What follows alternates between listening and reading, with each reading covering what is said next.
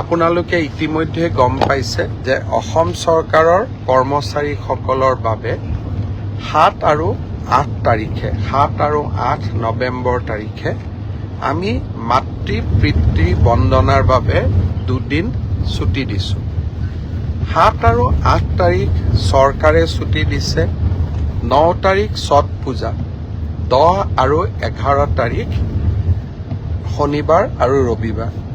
এক কথাত ক'বলৈ গ'লে 7 তাৰিখৰ পৰা 11 তাৰিখ 5টা দিন চৰকাৰী কৰ্মচাৰীসকলে বন্ধ পাব।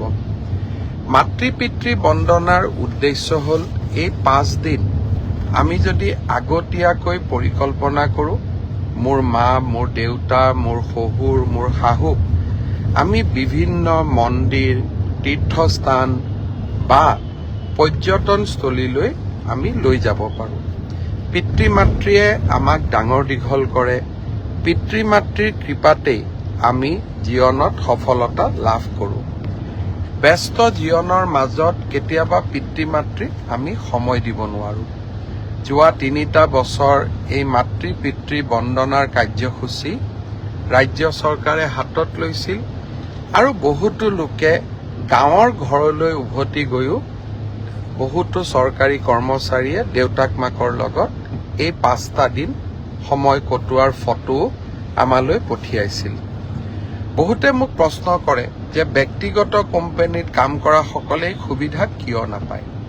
মই আশা কৰোঁ যে চৰকাৰে যেনেকৈ আমাৰ কৰ্মচাৰীসকলক এই সুবিধা দিছে, একে সময়তে ব্যক্তিগত কোম্পানীৰ স্বত্বাধিকাৰসকলেও এনেকুৱা যদি সুবিধা তেওঁলোকৰ কৰ্মচাৰীসকলকো দিয়ে আৰু বিনা বেতন নকটাকৈ যদি এই সুবিধা দিয়ে, আমাৰ সমাজখনত মাতৃ পিতৃ বন্দনা এক সুন্দৰ নিয়মলৈ পৰিণত হ'ব।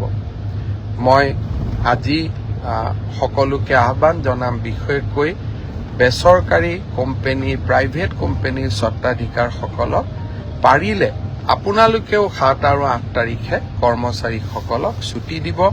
মই দাবী কৰিব নোৱাৰোঁ, কিন্তু আপোনালোকক মই বিনম্ৰতাৰে সৈতে অনুৰোধ জনাম।